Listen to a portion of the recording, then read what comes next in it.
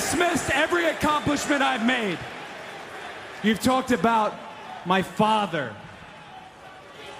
Well, you call me an entitled millennial, I call you a carny succubus, because the dirty secret about you, the dirty secret is you need this generation more than it needs What up, you. y'all? It's KMB, the Sexy Ninja, in the place to be for Paper Saber Universe, and this is the New World Podcast, brother.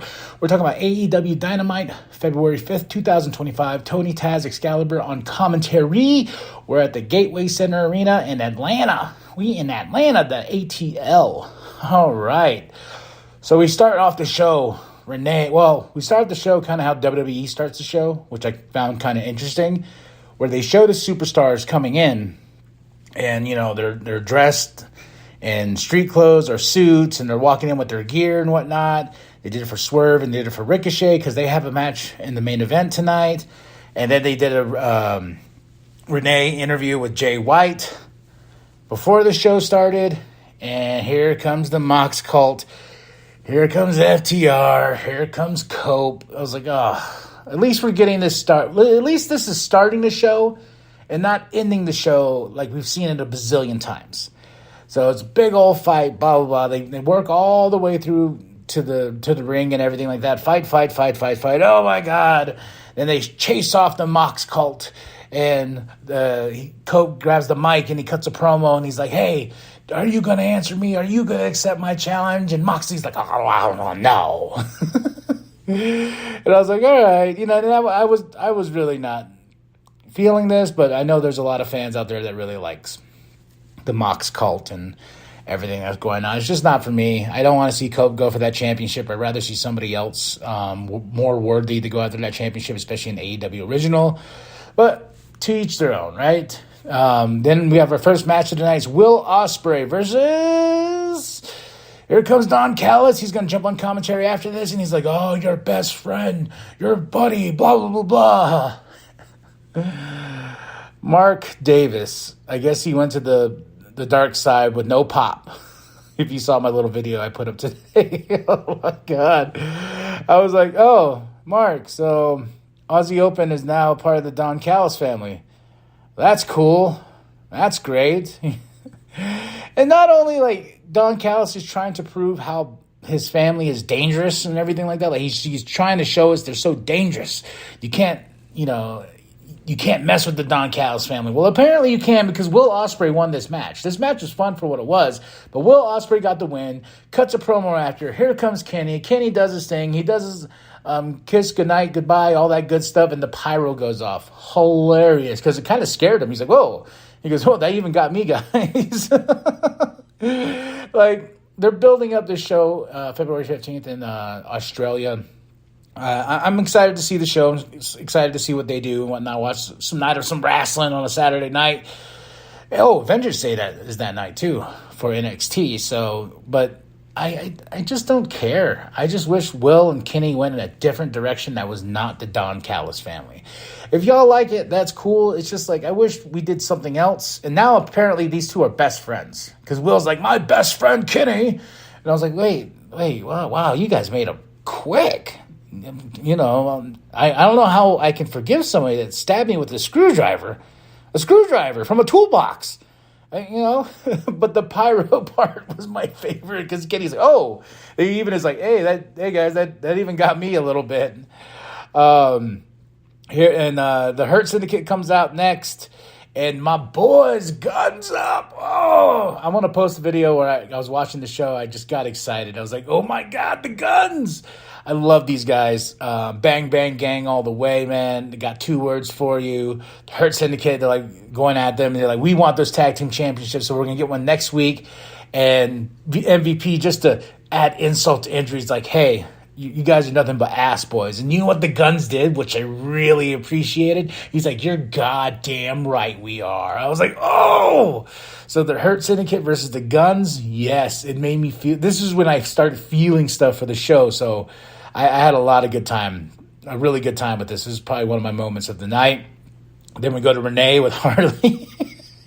Please protect Harley any way possible. Please let Harley whoop that ass as well, because that would be great if she did. I was like, I need this in my life. But yeah, she does the little puppet thing, and here comes Mercedes Moné, and she throws the puppet. Monet's like, "Get away from my door!" And Harley just flips her off.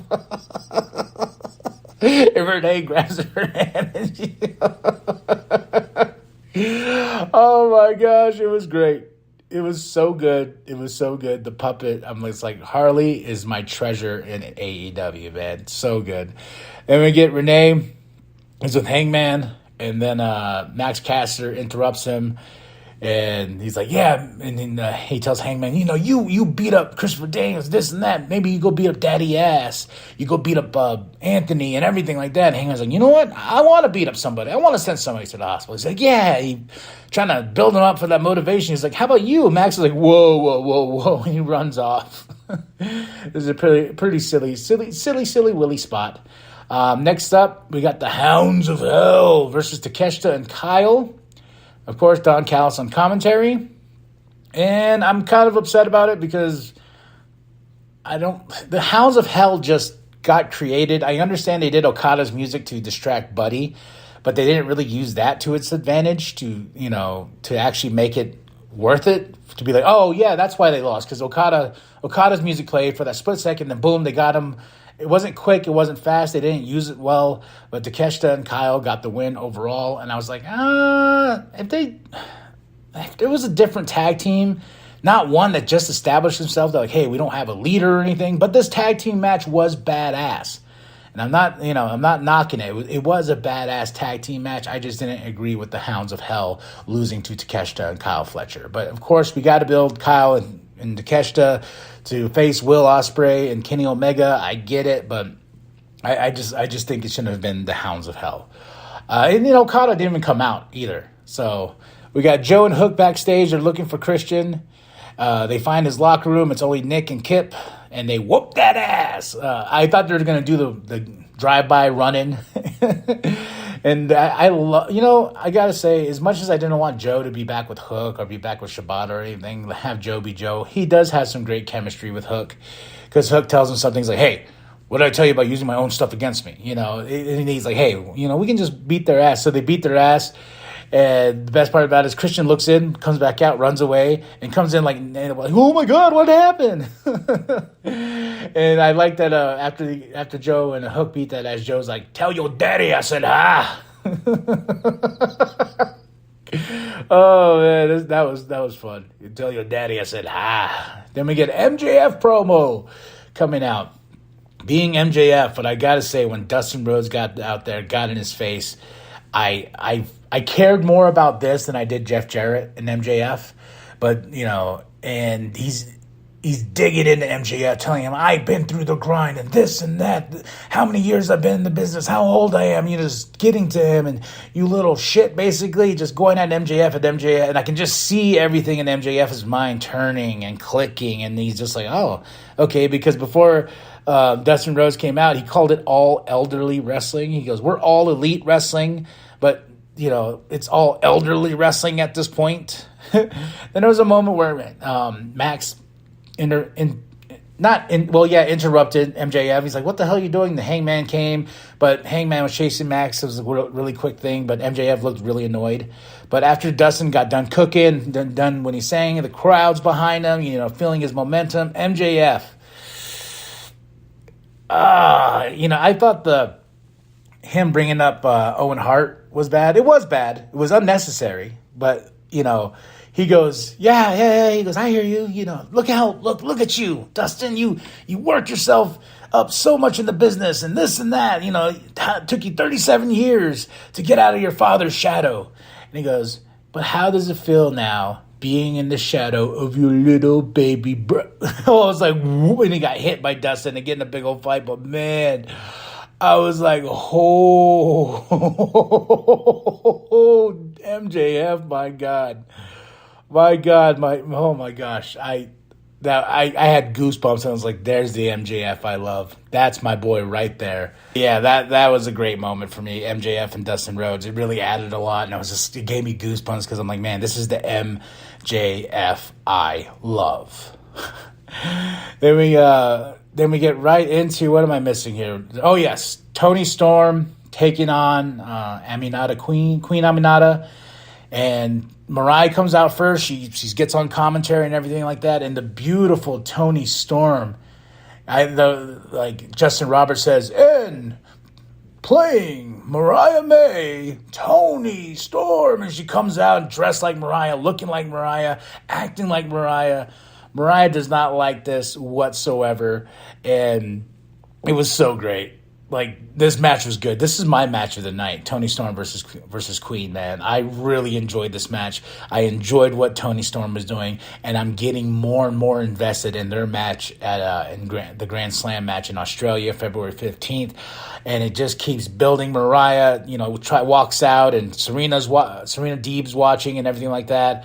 But yeah, such good stuff here. I got to recommend it. Go watch this match. Toni dresses Mariah, acting like Mariah, acting her ass off, and giving it up to Queen. Queen got a lot of love in this match from the crowd. So I'm glad, because I do like Queen Aminata. I think she's a super talented athlete and wrestler and everything. But yeah, go check out this match, man. Match of the night right here, hands down. Then we get a Toni with Renee, and Mariah gets mad, but Toni just keeps flaunting and whatnot, and of course she leaves. Then we get Renee with Dustin Rhodes. He's not a Dustin. My bad. Read the notes wrong here. But Dustin Rhodes cuts a promo, basically leading up to MJF versus Dustin Rhodes at Dynamite next week. And then we get a New York Minute. I fast-forwarded through before Jericho could even say anything. But, of course, here comes Hobbs. Outrunners, big brawl, big fight. And then it came down to Hobbs and Big Bill. And I'm like, yes, because my brother was texting me. He's like, hey, he's not the biggest AEW guy, but he's like, I'm watching Collision. I was like, how do you like the Big Bill and Hobbs stuff? And he's like, oh, it's awesome. These two big monsters. I'm like, yeah, just take Jericho out of it. Give us back the real Brian Keith, please, not this bad apple. And just tell Jericho, go away for a bit. Just leave. I think you're really tearing down. But Big Bill is a star. And I think that with Hobbs, they have something there, because when they got in that big old fight, went through the table, the brick in the head and everything like that, I was like, I want to see this. I want to see these two monsters fight each other. And I don't want Jericho in between it or Brian Keith. I just want to see that, because when they got face to face, they're looking at each other. It's just like, yes, give me that match without Jericho. That's all I ask. Please, please, please. Then we have our main event. All right, let's go through the notes real quick, because last time I skipped a bunch of stuff and somebody called me out in it. No, we're going to the main event. Swerve versus Ricochet. Ricochet attacked Swerve before. We get Bald Chance. This match was about, I think, less than 20 minutes. A weird finish, because it was supposed to look like Ricochet did a low blow to Swerve when he was coming down with his stomp. But he just put his hands up, just blocking his face, but Swerve sold it anyway, that it was a low blow. And it just looked really, really weird. And that's how Ricochet got the win, over Swerve. And I was just like, oh, okay. Then he snatched Swerve's robe and everything like that. So I just didn't like the finish. Great spots in this match. I want to see these two fight again. Maybe just a straight up no holds barred or something like that, like how it got to him and Hangman Adam Page. So him and Swerve in the cage or something like that would be cool. So, but yeah, that was it. That's Dynamite. Drop those comments below. Hit that like, hit that subscribe. Share it to grandma, share the bum down at Walmart. And my match of the night is Toni Storm versus Queen Aminata. My moment of the night is the guns. I love the guns. Guns up, 2 words. Second moment of the night is MJF and Dustin Rhodes. The promo between those two were phenomenal. Phenomenal. All right, y'all. That was AEW Dynamite. February 5th, 2025. Tony Taz, Excalibur on commentary at the Gateway Center Arena in Atlanta. And that's it. And remember that the New World Podcast is for life. Brother. Sometimes I'm a silly goose. I gave the show a 4 out of 5. Thank you. Look at this. Ricochet, he was thinking Hurricane Rana, but it's... Oh, no! God! Oh, no! That had to break.